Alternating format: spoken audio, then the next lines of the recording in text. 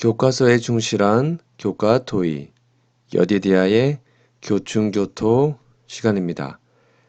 여러분 안녕하십니까?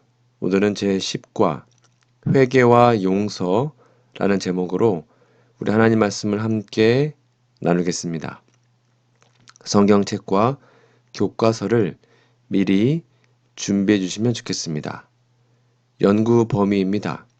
이사야 61장 10절, 호세아 6장, 사도행전 3장 18절 19절, 출애굽기 34장 1에서 10절, 로마서 6장 23절, 마태복음 22장 1에서 14절 말씀입니다. 연구 범위 성경 본문을 꼭 펴서 읽어주시기 바랍니다. 기억절 노래 들으시고 이어서 말씀 연구를 진행하겠습니다. 이기 10과 만일 우리가 우리 죄를 자백하면 그는 미쁘시고 의로우사 우리 죄를 사하시며 우리를 모든 불의에서 깨끗하게 하실 것이요. 요한일서 1장 9절.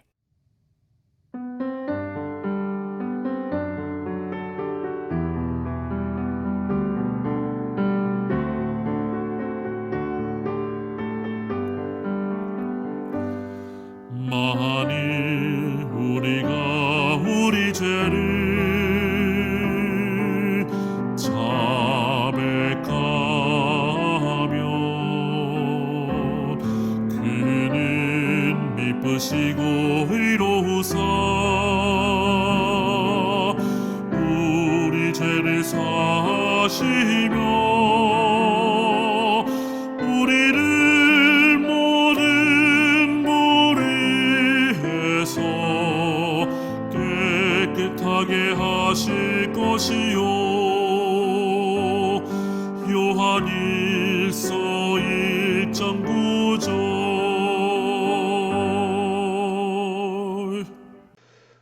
5월 31일 일요일입니다.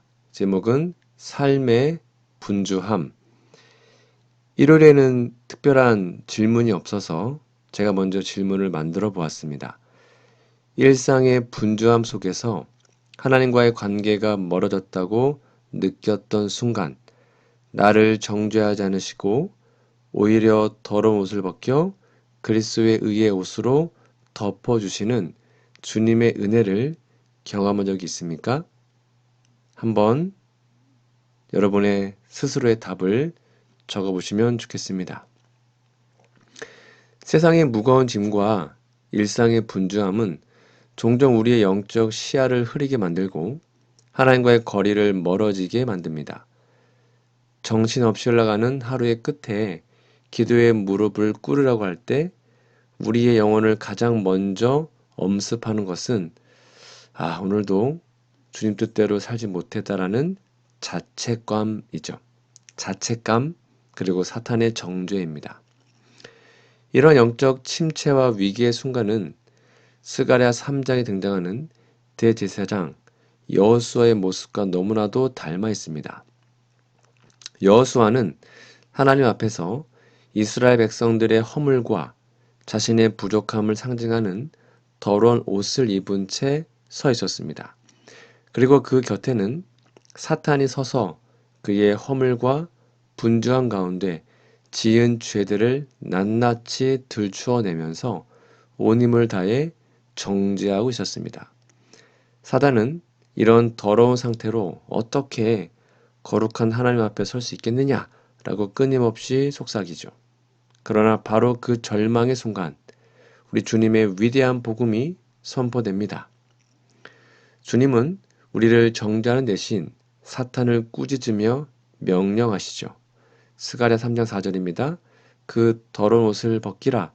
내가 너의 죄악을 제거하여 버렸으니 너에게 아름다운 옷을 입히리라. 주님은 일상의 분주함에 치여 때로 더러워진 우리의 자아를 탓하지 않으시고 도리어 그 상하고 깨진 마음을 그대로 안으시며 그분의 완전한 의의 옷을 입혀주십니다. 이 은혜를 경험한 영혼은 우리는 이사야처럼 가슴 벅찬 찬미를 터뜨릴 수밖에 없어요. 그게 이사야 61장 10절이죠. 내가 여호와를 말미암아 크게 기뻐하며 내 영혼이 나의 하나님으로 말미암아 즐거워하리니 이는 그가 구원의 옷을 내게 입히시며 공의의 겉옷을 내게 더하심이 신랑이 사모를 쓰며 신부가 자기 보석으로 단장감 같게 하셨음이니라. 주님 입혀주시는 의의 옷은 단순히 죄를 가려주는 방편을 넘어 우주의 왕께서 우리를 가장 존귀한 자녀이자 신부로 인정해 주시는 사랑의 확증입니다. 우리는 과거에 예수님과 언약을 맺죠. 그리고 그 첫사랑의 경험, 그 침례 받았을 때의 그 뜨거움, 그것을 매일의 삶 속에서 반복해요 경험하면 좋습니다. 아니, 경험해야 합니다. 계시록 7장 14절은 마지막 대환란을 통과하고 시온산에 설 남은 백성들을 어린 양의 피에 그 옷을 씻어 희게 하였다라고 묘사합니다. 그들이 흠없는 백성이 된 비결은 그들 스스로가 분주한 삶 속에서 완벽했기 때문이 아닙니다. 매 순간 자신의 부족함을 깨달을 때마다 낙심하지 않고 십자가 앞으로 달려와 어린 양의 보혈에 자신의 옷을 끊임없이 세탁했기 때문이죠. 일상의 분주함 속에서 우리가 멀어질 때마다 주님은 정죄의 채찍 대신 늘 보혈로 씻겨진 의의 흰옷을 들고 우리를 기다리고 계십니다. 여러분, 혹시 내가 이 모습, 이렇게 어떻게 다시 주님을 부를 수 있을까? 그렇게 자책하고 계십니까? 우리의 변호자, 우리의 중보자, 예수님은 지금도 하늘 지성소에서 우리 이름을 부르며 상처난 두 손을 보이고 계십니다. 우리 있는 모습 그대로 주님께로 나아오기만 한다면 우리는 구원의 옷을 입고 살아갈 수 있습니다. 이제 삶의 분주함을 잠시 내려놓고 날마다 주님께로 나아가서 진정한 구원을 경험하는 우리 모두가 되기를 간절히 바랍니다. 6월 1일 월요일입니다. 제목은 성령의 감동. 교과서 질문입니다. 호세아 6장을 읽어보라. 하나님은 회개를 촉구하는 당신을 어떻게 묘사하는가? 여기서 무엇을 특별히 주목하게 되는가? 치유와 회복을 위해 다가오시는 하나님, 바로 우리가 믿는 하나님이시죠? 호세아 6장에서 하나님은 단순히 심판하시고 정죄하시는 분이 아니라 상처를 싸매시는 사랑의 치료자이자 어김없이 생명을 공급하시는 신실한 공급자로 우리를, 그리고 그분 자신을 묘사하십니다. 호세아 6장 1절이죠. 오라 우리가 여호와께로 돌아가자. 여호와께서 우리를 찢으셨으나 도로 낫게 하실 것이요 우리를 치셨으나 싸매어 주실 것임이라. 하나님께서 그분의 백성을 찢으시고 치시는 선지자적 경고는 바로 파멸을 위한 것이 아니라 죄로 병든 영혼을 수술하여 다시 살리시기 위한 의사로서의 처방입니다. 주님은 우리를 때로는 치시지만 다시 일으키시고 회복하십니다. 철저한 절망 속에서도 반드시 부활과 영적 회복의 새 아침을 주시는 분이죠. 또 하나님은 그분의 임재와 은혜를 새벽빛과 비, 그리고 땅을 적시는 늦은 비로 3절입니다. 묘사하십니다. 매일 아침 어둠을 헤치고 떠오르는 태양처럼 주님의 신실하심은 어김이 없으며 메마른 대지에 생명을 부여하는 봄비처럼 회개하는 영혼 위에 성령의 단비를 아낌없이 부어주시는 그 분이 바로 우리 아버지이십니다. 호세아 6장에서 우리가 특별히 주목해야 할 세 가지의 진리가 무엇일까요? 바로 첫 번째는 아침 구름과 이슬 같은 피상적 회개의 경계입니다.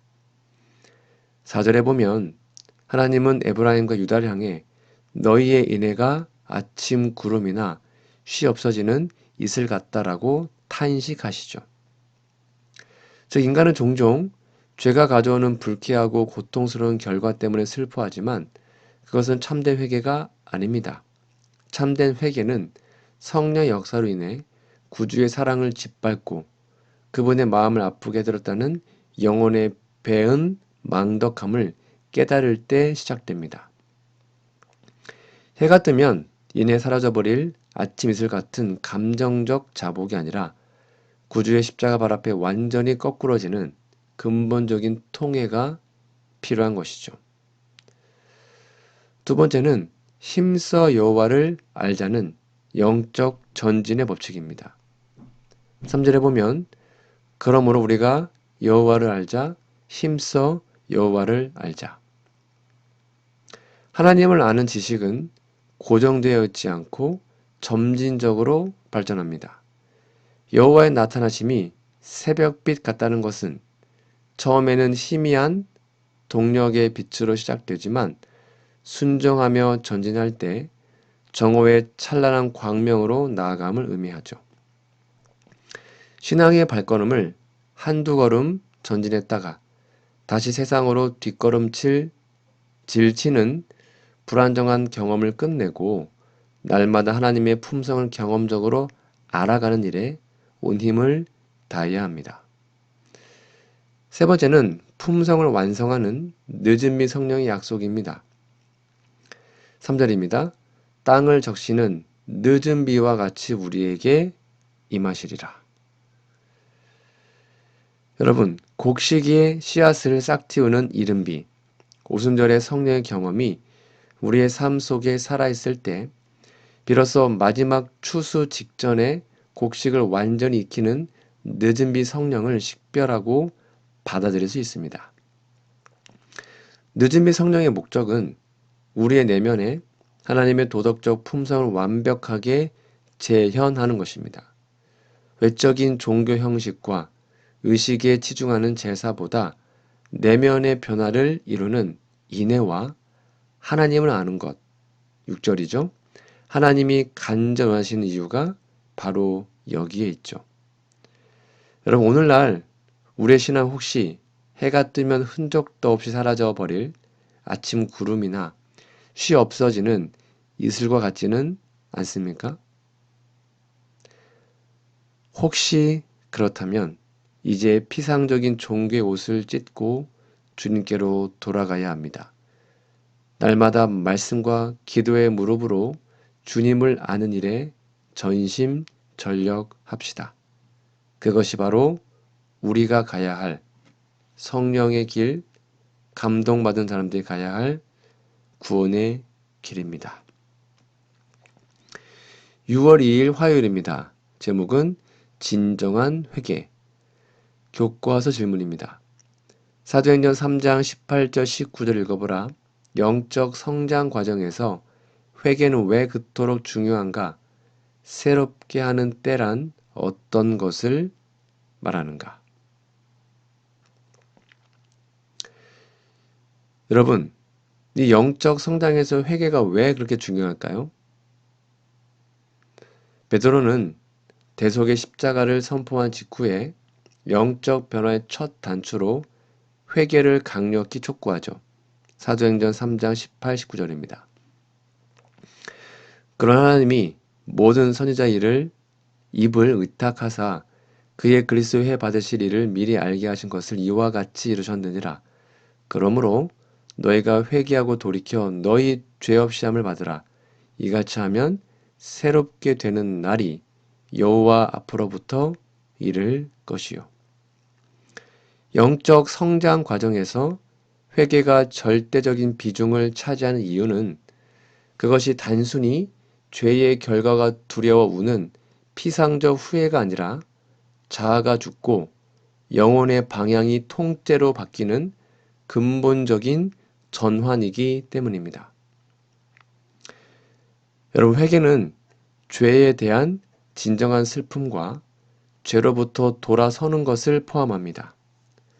우리는 죄의 심각성을 깨닫기 전에는 죄를 버리지 않을 것이며 마음으로 죄에서 돌아서기 전에는 생애의 진정한 변화가 일어날 수 없습니다. 그리스도의 십자가 앞에 설 때 우리는 비로소 나의 죄가 그 무고하신 하나님의 아들을 찌르고 찢었다는 사실에 통증, 마음의 고통을 느끼게 됩니다. 이 철저한 죄의 각성과 자복을 통과해야만 우리는 죄의 지배에서 벗어나 그리스도와 연합하는 영적 침례 경험으로 나아갈 수 있죠. 회개하지 않는 마음은 굳은 땅과 같아서 은혜의 씨앗이 자랄 수 없기 때문에 회개는 영적 성장의 시작이자 매일의 그리스도의 삶을 유지하는 생명의 호흡인 겁니다. 자, 그러면 새롭게 하는 때란 어떤 것을 말합니까? 개역 개정 성경에는 새롭게 되는 날, 그리고 흠정역은 새롭게 하는 때라고 번역되었는데요. 이것은 바로 원어적으로는 숨을 편히 쉬다, 시원한 바람을 마시다라는 뜻을 가진 이 새롭게 하는 때. 역사적으로는 오순절에 임했던 성령의 역사를 뜻하지만 예언적으로는 마지막 환란을 통과할 남은 백성에게 임할 늦은비 성령의 대강림을 의미합니다. 이 단어가 가진 예언적 성격을 영감액을 이렇게 말합니다. 새롭게 하는 때는 여호와 앞으로부터 오는 것인데 곧 늦은비 성령이다. 이 새롭게 하는 때는 하늘 지성소에서 행해지는 마지막 심판 사역인 죄의 도말과 동시에 일어납니다. 우리가 매일 자아를 십자가에 못 박고 철저한 회개의 생애를 살 때 우리의 죄는 마침내 하늘 생명책에서 지워지고 도말되는 것이죠. 그와 동시에 우리 얼굴로부터 하나님의 얼굴로부터 불어오는 신선한 하늘의 호흡인 늦은비 성령이 온 지면에 온 세상에 임하게 됩니다. 이러한 단비는 하나님의 백성들의 품성을 점도 흠도 없이 완전하게 고정시키며 사탄의 마지막 맹공 속에서도 중보자 없이 설 수 있는 초자연적인 영적 활력과 확신을 공급하는 은혜의 모습이죠. 여러분, 베드로가 외친 이 엄숙한 기별은 오늘날 하늘 성소의 마지막 중보 사역이 맞춰져 가고 있는 이 시대를 사는 우리들을 향한 절박한 호소입니다. 혹시 우리는 생애의 근본적인 변화 없이 죄에 대한 진정한 아픔도 없이 겉모습만 그냥 새롭게 하는 때의 은혜만을 막연하게 기다리고 있지 않습니까? 일상 속에서 죄를 버리는 그 준비를 게을리하면 결코 우리는 늦은 비를 받을 수 없습니다. 그러므로 오늘 우리의 그릇을 씻어야 합니다. 지금 구주의 십자가 밑으로 나아가야 합니다. 우리의 죄가 완전히 도말되고 여호와 앞으로부터 불어오는 그 신선하고 강력한 늦은 비의 새 바람을 온 몸으로 맞이하는 우리 모두가 되기를 간절히 바랍니다. 6월 3일 수요일입니다. 제목은 넉넉한 은혜. 교과서 질문입니다. 출애굽기 34장 1에서 10절 읽어보라. 여기서 어떤 중요한 진리를 발견할 수 있는가? 출애굽기 33장에서 모세가 주의 영광을 내게 보이소서라고 부르짖었을 때 하나님께서는 그분의 모든 선한 것을 그의 앞으로 지나가게 하겠다라고 약속하셨죠. 그리고 마침내 출애굽기 34장에서 빽빽한 구름 가운데 강림하셔서 그분의 영광을 선포하십니다. 여호와께서 그의 앞으로 지나시며 선포하시되 여호와라 여호와라 자비롭고 은혜롭고 노하기를 더디하고 인자와 진실이 많은 하나님이라 인자를 1000대까지 베풀며 악과 과실과 죄를 용서하리라. 그러나 벌을 면제하지는 아니하고. 여기서 우리가 발견하는 첫 번째 위대한 진리는 하나님의 영광이 외적인 광채가 아니라 그분의 사랑의 품성 그 자체라는 사실이죠. 영감의 글에서 사탄이 인류에게 하나님을 가혹하고 정죄하기만 하는 분으로 오해하도록 속였다라고 말합니다. 그러나 시내산 바이틈에서 선포된 하나님의 진짜 모습은 자비와 은혜, 오래 참으심과 진실함이 풍성한 분이셨습니다. 더욱 놀라운 것은 이 품성이 선포되는 그 자리에 모세가 깎아서 만든 2개의 새로운 돌판이 있었다라는 점이죠. 무슨 말이에요? 십계명은 하나님의 품성의 사본입니다. 첫 번째 돌판이 백성들의 죄로 깨어졌을지라도 하나님의 의의 표준은 결코 변하거나 타협될 수 없기에 주님은 동일한 십계명을 새 돌판에 다시 새기셨습니다. 즉 하나님의 영광은 그분의 의로운 율법과 자비로운 품성이 완벽하게 하나를 이루는 데 있었죠. 그럼 대쟁투의 쟁점은 뭡니까? 공의와 자비의 완전한 조화입니다. 주록기 34장 7절은 우주적인 대쟁투의 핵심 쟁점인 공의와 자비의 조화를 엄숙하게 선언합니다. 하나님은 악과 과실과 죄를 용서하시는 분이지만 동시에 벌을 면제하지는 아니하는 분이십니다. 즉 하나님의 통치 정부가 가진 공평무사한 정의를 보여주는 것이죠. 만약 하나님이 죄를 무조건 덮어두고 벌을 면제하신다면 사탄의 고소대로 그분의 공의는 무너질 겁니다. 반대로 죄를 용서하지 않으신다면 자비가 무너질 겁니다. 이 시내산의 선언은 먼 미래 갈바리 십자가에서 완성될 구원의 청사진이었습니다. 죄인을 향해서는 무한한 자비로 죄를 용서하시되 그 죄에 대한 대가는 그분의 아들 예수님에게 짊어지우심으로 율법의 엄숙한 공의를 만족시킨 그것이 바로 십자가입니다. 즉 하나님께서 결코 죄를 가볍게 여기지 않으시나 죄인을 구원하기 위해 그분의 온 존재를 던지는 분임을 말해주고 있죠. 자, 그러면 하나님의 찬란한 품성을, 이 놀라운 품성을 대면한 모세의 즉각적인 반응은 무엇이었습니까? 경배와 중보 기도였습니다. 출애굽기 34장 9절입니다. 이르되 주여 내가 주께 은혜를 입었거든 원하건대 주는 우리와 동행하옵소서. 이는 목이 뻣뻣한 백성이니이다.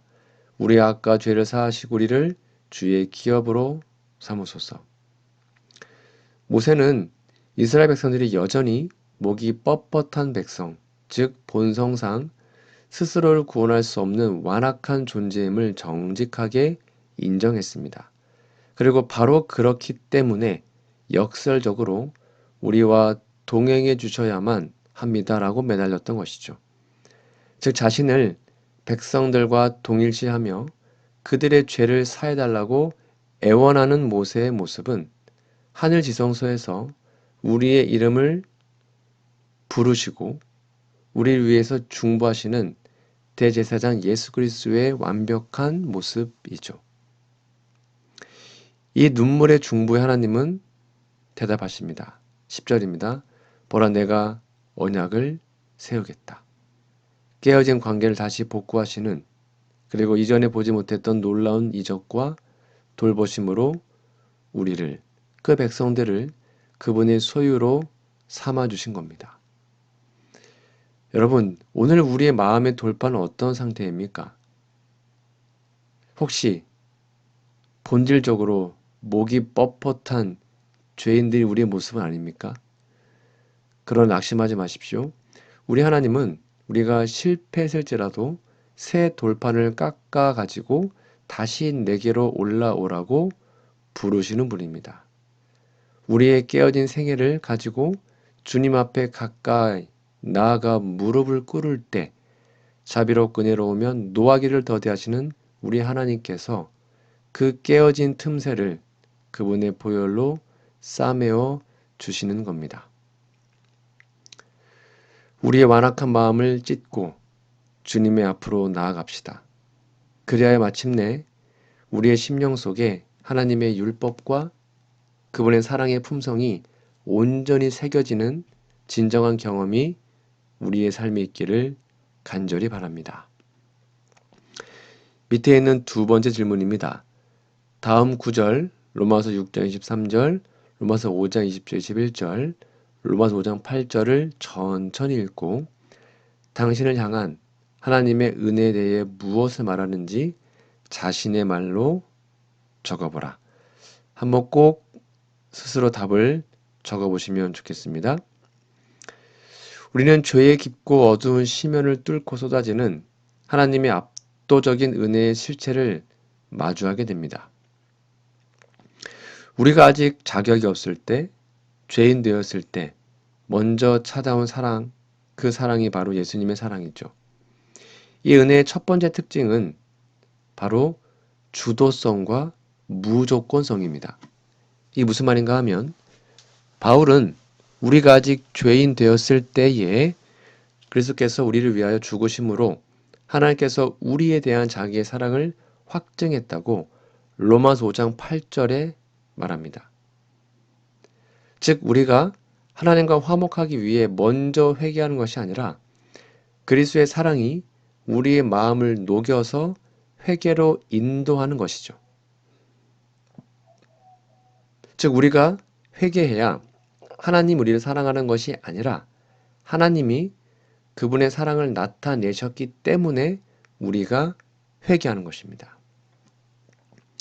내가 하나님을 알기도 전에 여전히 반역과 죄악 속에서 방황하며 그분의 마음을 아프게 했던 그 비참한 순간에 주님은 이미 십자가에서 그분의 온 생명을 내어주심으로 우리를 향한 사랑의 도장을 찍으셨습니다. 이것이 우리의 구원의 출발점인 선행적 은혜입니다. 그러면 죄의 권세를 압도하는 은혜의 왕노릇은 뭘까요? 율법이 들어와 우리의 비참한 죄의 실상이 낱낱이 드러났을 때 은혜는 정죄에 머물지 않고 도리어 죄를 삼켰습니다. 이게 무슨 말인가 하면 로마서 5장 20절 21절입니다. 그러나 죄가 더한 곳에 은혜가 더욱 넘쳤나니 이는 죄가 사망 안에서 왕 노릇한 것 같이 은혜도 또한 의로 말미암아 왕 노릇하여 우리 주 예수 그리스도로 말미암아 영원한 생명에 이르게 하려 함이라. 여기에 더욱 넘쳤다라는 그리스어 원어가 상상할 수 없을 정도로 과분하게 흘러 넘쳤다라는 것입니다. 헬라 원어가 그래요. 그러니까 죄의 파괴력이 아무리 강하여 우리를 사망으로 몰고 갈지라도 하나님의 은혜는 그 죄의 세력을 압도하고도 남음이 있다는 겁니다. 은혜는 단순히 죄를 덮어주는 소극적인 사면에 그치지 않아요. 은혜는 내 삶의 통치권자를 바꾸어 놓는 강력한 능력이 되어서 이제는 사탄과 죄가 아니라 그리스도의 의와 은혜가 내 삶에서 주권을 행사하고 왕 노릇하게 만듭니다. 죄의 본성에 사로잡혀 우리가 침례의 물속에 수장되었고 그리고 하늘의 거룩한 품성을 닮아가도록 변화시키는 그 전능한 재창조의 능력이 다 은혜인 것입니다. 자, 그러면 대가 없는 선물로 주어지는 영원한 생명은 무엇입니까? 바울은 이 위대한 은혜의 드라마를 영원한 운명의 대조로 결론 짓죠. 로마서 6장 23절입니다. 죄의 삭은 사망이요 하나님의 은사는 그리스도 예수 우리 주 안에 있는 영생이니라. 우리가 평생 죄를 지어서 스스로 벌어들인 정당한 대가, 그것은 영원한 파멸과 사망뿐입니다. 그것이 공의의 요구입니다. 그러나 은혜 하나님은 우리가 치러야 할 그 참혹한 사망의 삭슬 결과를 예수님에게 대신 치르게 하셨죠. 그리고 우리에게는 결코 스스로의 행위나 공로로 살 수 없는 영원한 생명을 아무 대가 없는 순전한 선물, 은사로 주신 겁니다. 즉 인간의 의는 거미줄과 같아서 구원의 공로의 단 1%도 보탤 수 없고 오직 그리스도 예수 안에 있는 완전한 의를 믿음으로 받아들이는 자에게만 이 영생의 선물이 유효합니다. 여러분, 오늘 바울을 통해 들려주시는 이 거룩한 복음의 음성이 혹시 우리의 마음을 두드리고 있지 않습니까? 우리는 날마다 자신의 부족함과 거듭되는 실패를 바라보며 내가 과연 구원받을 수 있을까? 라는 사탄의 참소에 흔들리곤 하죠. 그러나 십자가를 바라보십시오.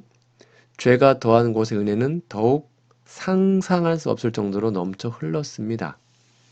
우리가 아직 연약하고 죄인 되었을 때 주님은 이미 우리를 가치게 여기시고 그분의 목숨을 우리를 위해서 다 내어 주셨습니다. 이제 우리는 그저 감사함으로 이 거저 주시는 선물, 은혜를 받아 누리면 됩니다. 넉넉한 은혜를 날마다 부어주시는 하나님을 더 깊이 사랑하는 우리 모두가 되기를 간절히 바랍니다. 6월 4일 목요일입니다. 제목은 가장 값비싼 옷. 자, 교과서 질문입니다. 예수께서 이 사실을 설명하기 위해 말씀하신 마태복음 22장 1에서 14절의 비유를 읽어보라. 이 비유에 어떤 기별을 발견할 수 있는가? 이 마태복음 22장의 혼인잔치 비유는 앞서 우리가 로마서에서 명상한 하나님의 조건 없는 은혜가 결코 인간의 방종이나 도덕적 태만을 정당하지 않음을 보여주는 아주 중요한 권면입니다. 무슨 말인가 하면 하나님의 초청은 차별이 없죠. 그러나 순종할 때만 받을 수 있습니다. 오늘 비유에서 왕의 아들을 위해 배설한 혼인잔치는 예수 그리스도를 통해 온 인류에게 베풀어진 구원의 복음입니다. 역사적으로 이 초청을 처음 받았으나 거절하고 도리어 왕의 종들을 죽인 자들은 유대 국가를 표상하고요. 그 결과로 임한 멸망은 예루살렘의 파괴를 예언한 것이죠. 그러나 복음은 거기서 멈추지 않고 길거리에 있는 모든 사람, 곧 악한 자나 선한 자를 막론하고 온 세상 모든 민족에게 확장되었습니다. 여기서 우리가 깨닫는 첫 번째 기별은 하나님의 구원의 은혜는 아무런 차별이 없다는 사실이죠. 누구나 잔치에 들어올 수 있어요. 누구나 하늘 왕국의 시민으로 초청받았습니다. 그러나 잔치에 앉아 있다고 해서 모두가 최종적으로 구원받는 것은 아니죠. 왕이 드디어 옵니다. 비유에 가장 떨리는 왕이 손님을 보러 오는 장면입니다. 마태복음 22장 11절 임금이 손님들을 보러 들어올새 거기서 예복을 입지 않은 한 사람을 보고 여러분 잔치가 본격적으로 시작되기 직전에 왕이 손님들을 하나하나 살폈죠. 이게 바로 재림 직전에 하늘 지성소에서 거행되는 조사 심판을 의미합니다. 즉 청함을 받은 수많은 그리스도인 중에 누가 과연 진정으로 회개하고 구원의 조건을 갖추었는지 하늘 생명체에 기록된 이름들을 심사하여 택함을 입을 자를 구별하는 엄숙한 과정이죠. 그 이 예복의 실체는 뭡니까? 바로 침례와 품성의 변화죠. 왕의 눈에 적발된 사람은 혼인잔치에 합당한 예복을 입지 않고 있었습니다. 그 당시의 관습에 따르면 혼인잔치의 예복은 왕이 직접 모든 하객에게 무상으로 나눠주는 옷이었습니다. 따라서 예복을 입지 않았다는 것은 왕이 준 선물을 거절하고 자신의 옷을 고집했다는 뜻입니다. 하늘 배틀에서 짜여진 이 예복은 바로 그리스도의 의를 상징합니다. 사도 바울이 갈라디아서에서 누구든지 그리스도합하기 위하여 침례를 받은 자는 그리스도로 옷 입었느니라 라고 선언한 것처럼 이 옷은 예수 그리스도를 믿음으로 받아들일 때 주어지는 죄사함의 은혜일 뿐만 아니라 성령의 역사로 매일의 삶 속에서 자아를 처복종시키고 하나님의 율법에 순종함으로 꼴지어지는 성화된 품성을 의미합니다. 이 옷에는 인간의 의로운 행위나 공로는 전혀 없습니다. 예복을 입지 않은 그 사람은 교회의 교인으로 등록되어 있고 진리의 지식으로 머리를 그러니까 자신이 동의해서 잔치 자리까지는 왔어요. 그러나 정작 마음 중심에서 자아가 깨어지는 회개를 거절하고 품성의 변화를 받지 않은 명목상의 그리스도인들을 표상하죠. 왕이 묻습니다. 친구여, 어찌하여 예복을 입지 않고 여기 들어왔느냐? 라고 추궁했을 때 그는 아무런 변명도 하지 못했습니다. 왜요? 그리스도의 의의 옷은 모든 이에게 거저 주시도록 마련되어 있었기에 그가 입지 않은 것은 바로 그의 태만과 교만함 때문이었기 때문이죠. 결국 그는 바깥 어두운 데서 쫓겨나 슬피 울며 이를 갈게 되었습니다. 멸망받은 것이죠. 그들의 비유의 결론이 뭡니까? 14절입니다. 청함을 받은 자는 많되 택함을 입은 자는 적으니라. 오늘 우리는 왕의 잔치상 안에 앉아 있습니다. 우리는 침례를 받았고 안식을 지킨다고 자부하고 있으며 특별히 남은 자손이라고 믿고 있습니다. 그러나 이 엄숙한 시간 우리의 영혼을 향해 던져야 할 하나의 질문이 있습니다. 나는 지금 내 자아의 누더기 옷을 벗어버리고 왕이 주신 그리스도의 흰 옷을 입고 있는가? 지금 비성소에서 조사 심판이 진행되고 있습니다. 은혜의 시간에 맞춰지고 왕이신 예수님께서 지성소 문을 열고 나오실 날이 바로 눈앞에 다가왔습니다. 더 이상 주님이 거저주시는 거룩한 품성의 예복을 벗지 마시고 날마다 말씀에 순종함으로 이 예복을 입고 깨끗하게 유지하시기 바랍니다. 그리하여 머지않아 개최될 어린 양의 진짜 혼인 잔치에 우리 모두가 들어가 행복한 잔치를 맛보고 경험하는 구원받는 우리 모두가 되기를 간절히 바랍니다. 오늘은 제10과 회개와 용서란 제목으로 우리 함께 교과 연구를 진행하였습니다. 여러분, 연구 범위 성경 본문을 꼭 펴서 읽어주시고 기억절도 외워주시면 감사하겠습니다. 오늘 내용을 다시 한번 요약해드리면 성령의 인도하심을 따라 자기 죄를 깨닫고 회개하며 자신을 온전히 드리는 것은 하나님과의 풍성한 관계를 맺는 데 필수적인 부분입니다. 우리가 예수님의 의의 옷으로 완전히 덮여 있고 용서받았음을 아는 것은 인간에게 가장 변화를 갖게 하는 경험이죠. 우리는 죄의 무게가 벗어지는 것을 느낄 뿐 아니라 하나님께 더 가까이 이끌리며 하나님의 사랑이 우리를 감싸는 것을 느낍니다. 이것은 우리를 하나님께 묶어주고 영적으로 강하게 하며 우리의 전 존재가 하나님을 사랑하도록 이끄는 것이죠. 이런 놀라운 경험이 우리 모두에게 있기를 간절히 바랍니다. 다음 주에는요, 제11과 시련이라는 제목으로 우리 함께 교과 연구를 진행하겠습니다. 다음 주까지 영육간에 강건하시고요. 우리 기도하고 마치겠습니다. 하늘에 계신 아버지, 언제든지 마음을 앗아갈 수 있는 세상의 분주함이 항상 가까이 있음을 압니다. 주님을 사랑하기에 주님과 더 많은 시간을 보내고 싶지만 뜻대로 되지 않기도 합니다. 지혜를 주셔서 주님과 더 깊이 교제하는 삶을 살도록 도와주시옵소서. 때로 원치 않는 잘못을 행한 것 느끼면서도 그것을 정당화하려는 마음이 우리에게 있습니다. 오늘 우리의 마음에 성령께서 역사하셔서 자신의 행위를 방어하기보다는 겸손하게 잘못을 고백하며 서로 용서를 구할 수 있게 도와주시옵소서. 버리기 위해 애쓰고 기도하지만 아직도 여전히 우리에게 남아있는 나쁜 일들이 있습니다. 우리는 세상에 거하면서 지나가는 시간에 무디어져 잊어버리기도 합니다. 오늘 새롭게 하라고 부르시는 주님의 음성을 듣고 따르도록 도와주시옵소서. 무거운 죄의 짐을 지고 어떻게 할 줄 몰라 마음 깊이 고통하는 우리를 위로하는 주님의 놀라운 사랑에 감사합니다. 나를 위해 피 흘리신 주님의 십자가를 멀리서 보았다면 오늘 가까이 나아가게 하시고 주께서 주시는 의를 경험하게 하옵소서.